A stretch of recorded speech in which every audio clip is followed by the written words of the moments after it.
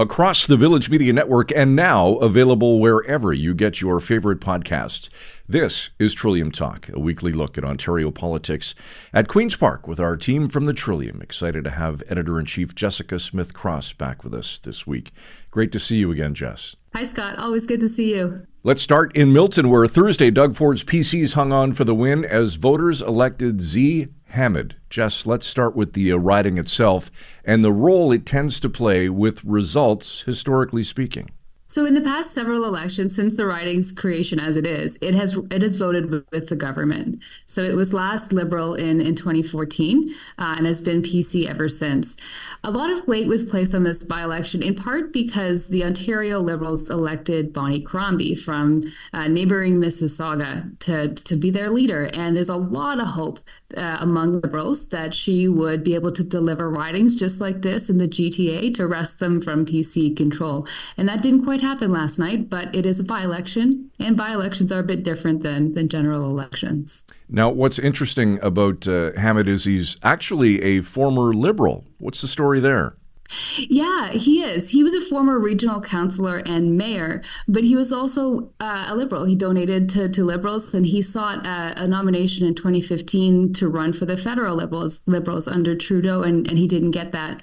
One neat quirk of things is he actually donated to a Liberal candidate called Indira Naidu-Harris, who's a former Ontario cabinet minister for the Liberals and the mother of the Liberal candidate in this week's by-election, Galen Naidu-Harris. All right, let's switch gears and talk about the Greenbelt. And it seems to be the story that just keeps on giving. I understand that you got some insight into missing Greenbelt emails from an order by the Information and Privacy Commissioner.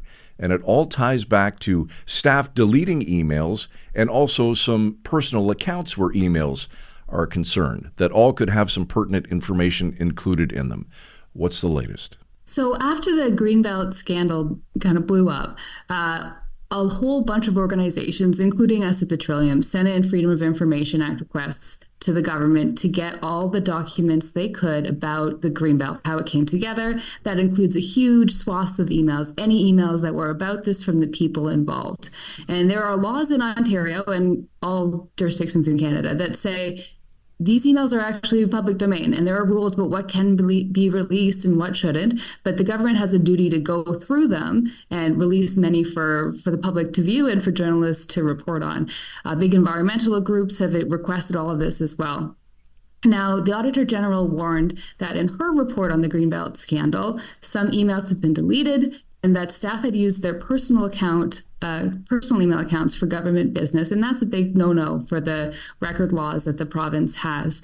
So now we know from an order from the Information and Privacy Commissioner that the ministry had promised to go digging through emails that it found in sort of the deleted inbox sections of government emails for Greenbelt relevant emails. They are also trying to get relevant emails from a former staffer's personal account, but according to this order, had so far been unable to do so. And the commissioner warned that relevant information may have been lost because of that.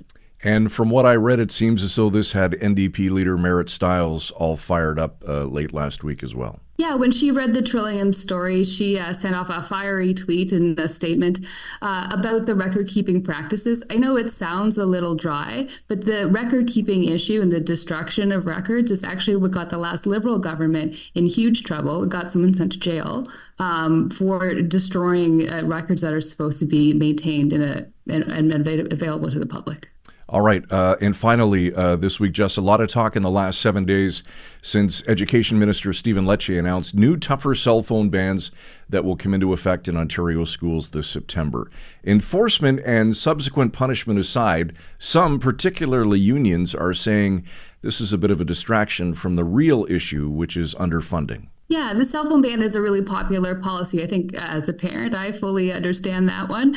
But the people who are at odds with the education minister over funding say that he's using it as a distraction. It came right after the government announced the annual per student funding. And so the School Board Association unions are saying that it's not enough. It's the government will proudly and correctly tell you it's the highest it's ever been. On the other side, the education sector will say it's not when you consider inflation, it's actually a big cut, and we're struggling to get students what they need. So I think that both sides have a point, and parents certainly have a stake in the game when it comes to whether their kids are using cell phones when they're supposed to be learning in school.